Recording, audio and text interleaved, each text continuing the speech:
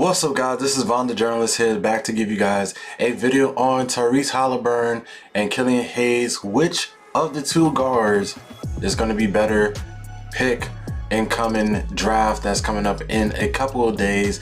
November 13th is when the draft is going to start after the rescheduling of the draft continuous amount of times. We already know who's going to be the number one prospect in terms of point guard, which is LaMelo Ball, but we are going now look at the two other options that's out there, or the two best available options right after LaMelo Ball, which is going to be Tyrese Haliburton and also Killian Hayes. So if you guys want to check in for the video, please leave a like and subscribe on the video if you enjoyed the rest of the content, especially all the drafting prospects that I did. I did one on Patrick Williams, forward from Florida State, and also Danny Avdija, who's going to be a most likely top 5 pick of the draft. So before we even begin, I'd like to let you guys know that I will be doing more of these scouting videos. I'm going to try to do it daily as the days are coming for the draft, and basically look at all the prospects that's there to see which team will have the better fit for each prospect and which teams could possibly move down through trades whatsoever. So it's going to be a bunch of videos coming back and forth as soon as we enter the month of November and also heading into the draft. So let's begin with the comparison between Tyrese Haliburton and Killian Hayes. Before getting into the similarities and differences between the players, I think it's also necessary for the background information between the two. So let's start with Tyrese Haliburton. Now, everybody knows Tyrese Haliburton joined Iowa State, has a 3-star recruit, emerged as a standout guard in his second season with the Cyclones.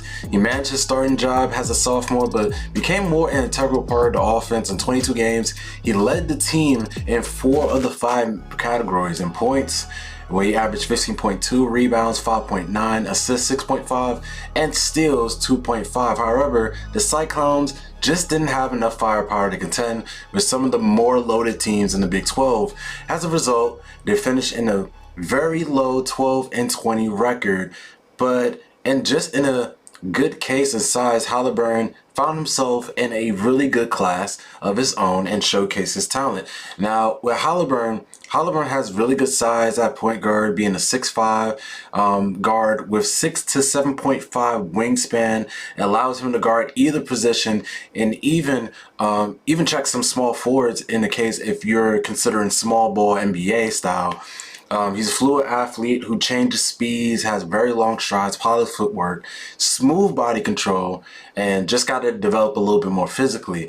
He's also one of the highest IQ players in the draft in terms of basketball IQ. He has a very creative passer who empowers teammates with outlet passes. He makes teammates want to run on the break and basically find him on the break to basically find them on 3-point attempts, and also just fast break opportunities. His size and length and feel make him a factor on the glass as well, and even blocking shots on an occasion. Now, he's in the career of college for the Cyclones, he had 43% 3-point shooting, 78 on the free throw shooting as a college level, and is very reliable in his feet set despite his unconventional mechanics. He also has a really good, outstanding floater that a lot of teams or a lot of players don't really have, especially a lot of guards in this draft class. Now, the only thing that he really needs to improve on mostly is that he just has to learn how to basically still be the primary ball handler at this point. He's played a lot of off ball during his college career. He can't always beat defenders off the bounce cleanly as well. He has a very low release on his pull-up jump shot, making it very hard to get his shot off at times. He's better off just basically being a high volume shot creator, more importantly being the secondary ball handler, where he's able to create here and there, and that's it. His light frame always going to knock him off, especially against bigger guards. Bigger guards should be able to basically handle him despite him having a very good wingspan. He only averaged about 71 free throws in the 57 games that he went to college for the Cyclones. So he's not a person that really goes in for contact or anything. He is basically a person that shies away very closely. And not only that, his team went 10-12 with him on the roster. Hopefully going to be more appealing to teams with existing pieces in place, which limits his ceiling among bad teams picking over top because you didn't really see much out of him. Now, the things that I want to see in the NBA that I think is going to be his offensive role, he's going to be a pick and roll point guard for sure. He's going to be a catch and shoot off ball guy, a guard that's pretty much a glue guy, a person that you can think of possibly being the Drew Holiday thing, person that stays on the roll, very good and quick decision making, and pretty much can work off of another person that can bring up the ball and basically handle the ball and also create for himself. Now on the defensive end, he's going to be most likely a high level team defender. He can basically be a playmaker, and he can do all the little things on the defense. He also talks very well on the defensive end. And Tyrese Haliburton is going to be oh my god, I'm messing up his name, my fault. Haliburton is going to be a really good guard. Now for Killian Hayes was born in Lakeland, Florida in July 2001. Killian Hayes has been in former years in France and Germany. He's an 18-year-old, I think 19 now, been a 19-year-old in a professional league for about 2.5 years, and he's basically improved rapidly in his 2019 and 2020 campaign as a member of the Ratio Farm a German team that finished 10-10 in BBL play. Hayes and his squad also participate in the Euro Cup, which was a different story in He finished a 1-9 record. Through it all, throughout the bad play, Hayes maintained an impressive numbers, which 11.6 points per game, 5.2 assists per game, and also 1.4 steals per game, which the two letter laid on the team. Now his strengths in the matter of hand, he has great size, being a lead guard at 6'5". Both sides are 6'5", strong frame, has the tools to defend either guard spot when fully motivated as well, can change his speed and direction with the ball, fairly fluid athlete who can use his size to overpower small guards. He's also a bigger body as well. He's comfortable in pick and roll situation, being a 3-level scoring potential and also a 3-level passer that can pretty much make passes on the run, can make passes to the corner, can make passes off of pick and rolls.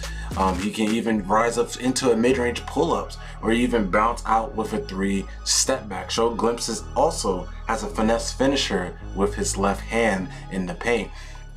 Not only that, he is fairly experienced in the productivity for his age, playing in 72 pro games as far as the BBL, the France Pro A, and also the Euro Cup League, which is again full of professional players that used to play in NBA or used to play in many formats of the Euro League out there. So it's amazing that this 19-year-old already has a lot of experience as it is.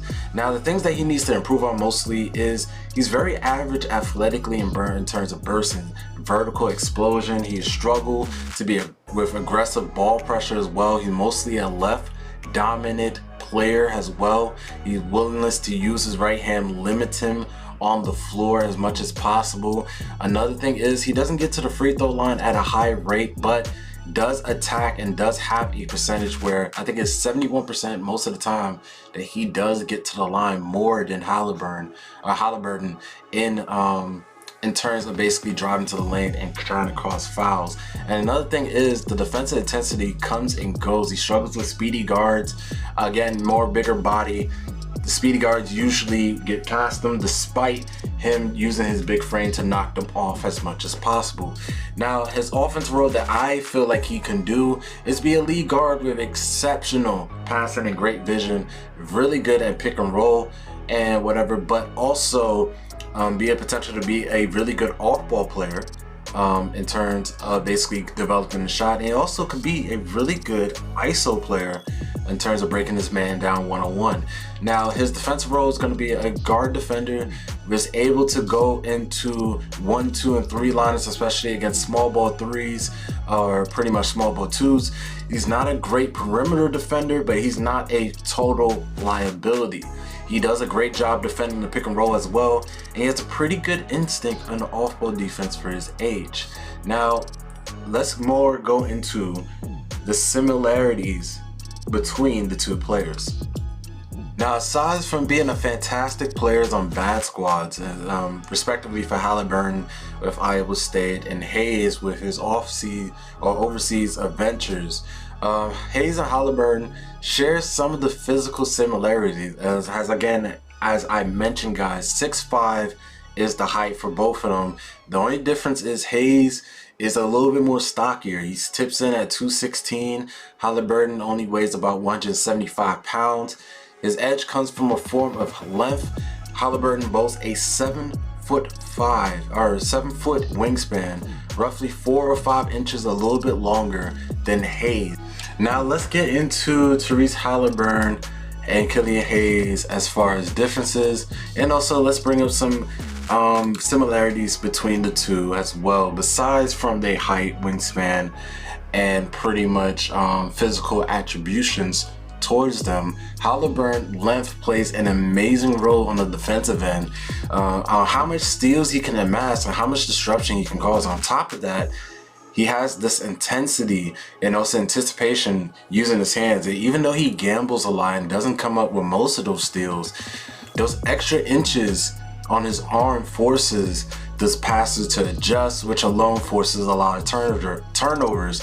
And according to the synergy stats, especially in college when he was playing for the Cyclones, it happened about 16.5% of the time, as far as him causing turnovers just based on him gambling on passes and also just trying to get a steal. It's the combination of everything that makes him so lethal on the defensive end. And continue on with his synergy stats, Tyrese Haliburton is a phenomenal one-on-one situation when in terms of on ball. Even though the sample size is very small, in 22 possessions, he landed in 84th percentile and forces his opponents to miss 15 of the 18 shots, especially when he was going one-on-one. That means an opponent only made 3 out of 18 shots anytime he was placed one-on-one. That just shows Haliburton's potential as a really good defender, especially at NBA elite level. It showed it in the college level. I feel like he's going to adapt that and make it into the NBA level. Now, although Haliburton is not the most explosive guard, he's very quick enough to stay in front of opponents. The only thing that keeps him basically have a variable of being a very elite defender is just his frame and pretty much his size at this point. But besides from that, 6'5" and a long wingspan, he can pretty much get it done. Now for Killian Hayes, can't really get in depth with his numbers, but his steal numbers are not far off from Haliburton. Hayes averaged 2.1 steals per 36 minutes this season, especially for his overseas play, which is a result of solid technique plus really good IQ. Not saying that Haliburton's IQ is not that bad, but Hayes' IQ is very high up just as well. Those traits bolster Hayes' effort as a help defender. The main difference between the two is though that Haliburton excels individually while Hayes is more better suited to be a work away from the ball defender. However, Hayes boasts a little bit more versatility due to his thicker frame. Remember when I said that both can defend 1 to 3 in terms of small ball lineups? Well, Hayes has more of an effectiveness, especially guarding out to 1 to 3s, but he can actually guard a actual small forward if needed to basically stay in front due to his size and his frame, where Haliburton, he can guard a 3 if and only if it's a small ball 3, say it's another guard or another 2 basically playing at the 3-point line or at the 3 position. Now Hayes, as I said, boasts more versatility due to his thicker frame, but in theory, if he's able to contend with bigger guards where Haliburton's scrawniness will lead him to get overpowered, it seems like Hayes has a more brighter upsides, but that is not the case.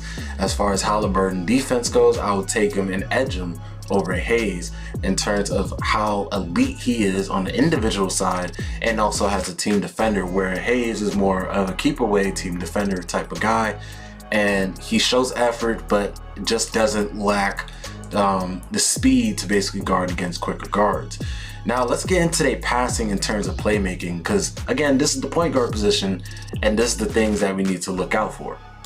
Now in terms of playmaking for these two players, both Hayes and Haliburton are capable of making their teammates look better than they are. The size has proven very beneficial, but that alone doesn't translate to impressive passing.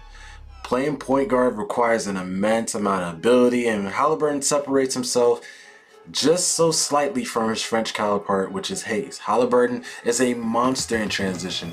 As well, he basically get the rebound and push in transition very quickly and very awesome, and also being a really good scorer in terms of that. But we're talking about passing right now, so let's get into that. He facilitates well in action in the half court. His assist numbers could have shot up very good if Iowa State Cyclones didn't have really bad shooters, and that's not a knock on his teammates, but it shows right there. According to Synergy, Haliburton passes generate about 0.793 points per possession, which is good for the 24th percentile in the Big 12. Good enough, as I said, being a major culprit for the team. Najee and clip from 3, which is 31.6%. They shot 31.6 at Iowa State, which is really bad. More specifically, spotting up was pretty much a chore, but Iowa State finished 60% as a team in terms of 3-point shooting, in terms of points.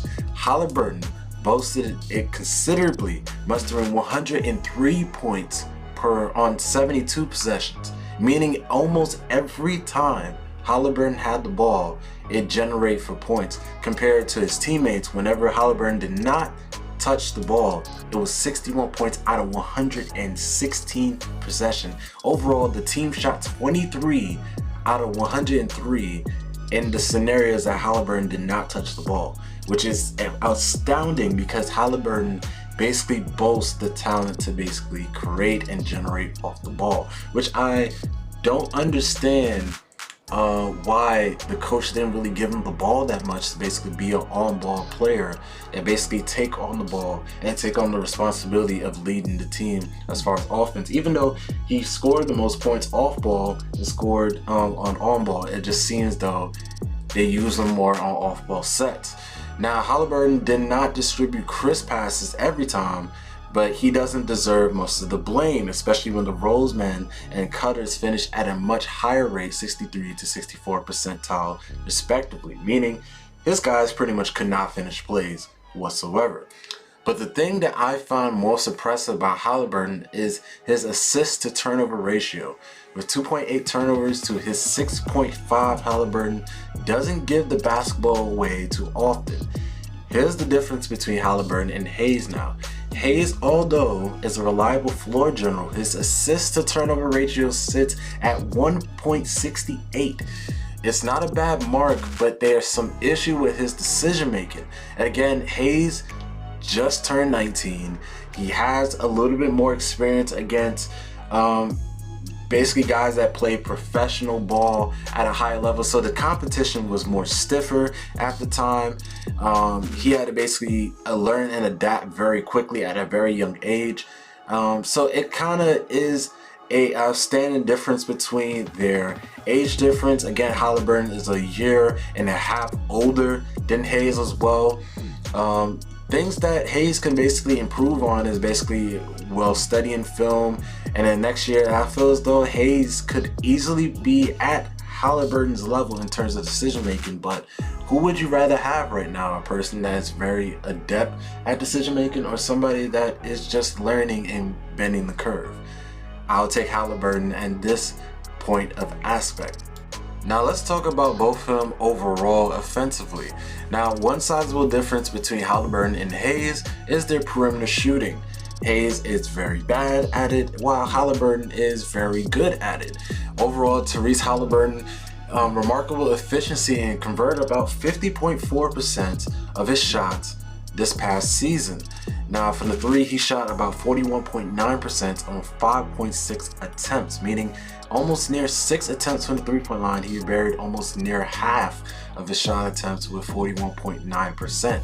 Hayes lags far behind, shooting 29.4%, where he basically almost shot nearly 4 attempts per night. For the Euro Cup lead though, he broke out of that and shot 39% out of those 4 attempts. Aside from a finishing ability around the basket, it seems that he's very aware of his ineffectiveness from the perimeter. Although his attempts from the three seem high, it's not that large part of his game, especially in comparison to Haliburton. His three-point attempt rating is about 36%. Haliburton is about 50.8 in terms of real stats at the time. So Hayes knows that he can't be an effective three-point shooter. He shies away from the three-point shooting at the time, but he knows his game. He knows that he's more of a better driver, more of a person that can basically score through floaters, mid-ranges, and also just basically pull up mid-range jump shots, where Haliburton is more of a person that's ready to shoot from the three-point line, from the mid-range, create floaters and whatnot. And that's another big weakness to Haliburton's game. You don't have really much of it in between game besides going to that floater, where Hayes can very much attack the basket and try to get in. As a result of a fewer looks from the deep, Hayes can prioritize getting to the basket and is way more aggressive going downhill. And he also seeks out more contact at a higher rate than Haliburton. Per 36 minutes, Hayes earned 3.9 foul shots, where Haliburton is much more lower, where he generates 2 foul shots per game. Another stranger things about Hayes and Haliburton's numbers from shooting forms, reviewing from the tape, it just seems though Hayes has a more accurate jump shot because of how the shot looks. His jump shot is very fluid, lacking any hitches or herky-jerky movement. In fact, his motion is a little bit more ever lefty to come from before him. Haliburton is a little bit more of an unorthodox windup. The first thing that you notice is that also Haliburton just does not elevate much on the shot. It looks more of a push shot. He luckily flicks his wrist at the end, trying to get a rotation going on. If you guys see in the video, you can see from the shot, it does resemble somewhat of a wind-up of somebody that has limited basketball experience, but he stays balanced and basically squares up to shoot. So it's probably because of the simple fact that Haliburton squares up when he's shooting and basically just looks more attacking to the basket, where Hayes has a little bit time basically having a square up shot for his shot, even though he has a more fluid passing and fluid shooting, and basically doesn't really have much of a default mechanics or sloppy mechanics with him. Now last but not least, we got to keep track of certain things as well. If you want to keep track at home and just say which one is a very good player, neither point guards is clearly better than each other, and both of them are exceptional playmakers, crafty scorers, and serviceable defenders who happen to have almost the same build. Only difference is Hayes' weight compared to Haliburton. Haliburton is the much better shooter, but Hayes has the potential to catch up. At his young age compared to Haliburton, Hayes again with a more age where Haliburton is more experienced, more older, but Hayes has the potential, as I said, to catch up. Not only did he has one hard stretch, but he also employs solid fundamentals and a reliable free throw shooter. The lack of accuracy from the three comes down to not having much reps for the size of Hayes. Now, if I had to choose between the two, and basically starting out today, after LaMelo Ball gets picked around that top 3 area, especially when you're going down to the list of possible potential pick 6, pick 7, pick 8, pick 9, pick 10 area, the person I would choose right now, and is again not a very small difference in their game, but if I had to give the advantage to, would be Tyrese Haliburton. Tyrese Haliburton is a better shooter, fits more into the game. I don't think weight is a much bigger thing that you can really handle on. You know, day one, Haliburton's shot is going to be there, especially from this 3 from Iowa State. Yes, his shot is a little janky, but it could be improved, and that can be basically checked on as far as going into the NBA level. And also, he's going to build his frame being ready for the NBA draft, but not only that, being for the NBA draft, also as soon as he even gets drafted to the team and basically do the off-season workouts and also just doing training camp, you're going to see a big difference in Haliburton's game, especially as he already knows how to create. Now, for Hayes, in an example, I feel like Hayes is not that far off, but it's still going to need some more time, especially adjusting to the NBA level. Hayes has an exceptional and crafty play style where you can basically drive into the lane and score. He needs to basically work on the shooting, and I feel as though Hayes will be a project player compared to Haliburton, who is going to be a little bit more NBA ready going in and serve his rookie role. It's not going to be a big role. He's not going to be a breakout star. Not that I think he is, but I think Haliburton is going to be an exceptional role player, especially for his age and starting out as a rookie season, where Hayes is going to be more of a project player. He is going to show you glimpses of what his play is, but that's about it, with very limited minutes. And now, if I had to say a potential ceiling between the two, Haliburton is going to be a guy that I would say is a Drew Holiday core guy, or even higher than that. You can say even possibly Klay Thompson. Now, I'm not going to say he is Klay Thompson. He's not a shooter like Klay Thompson. He's not somebody that's going to be a generational shooter or anything, but he's going to be a two-way guard who can potentially be an all-star one day, but also could just serve his role of being a Chris Middleton as well in the system that he is, or a guard that can basically play off of another player, where Hayes has the potential to become a really good attacking guard, or even has the lower ceiling of being a potentially Dante Exum type of guy, or a higher guy that can basically score in traffic and score aggressively in traffic as always. So guys, if you enjoyed the video, this is again Von the Journalist.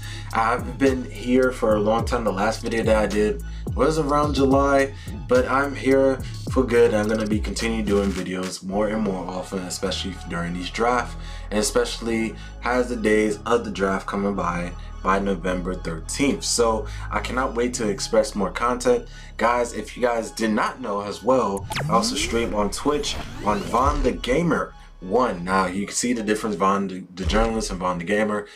I also am a gamer on Twitch. You can follow my channel on twitch.tv/VonTheGamer1 to see NBA 2K content as much as possible. Also me playing other games as well. So don't miss that as well. And also follow me on Twitter at Tavon56, and also my Instagram, which is TayTheGreat56 as well. You can also catch me and most, like and subscribe here on the YouTube channel.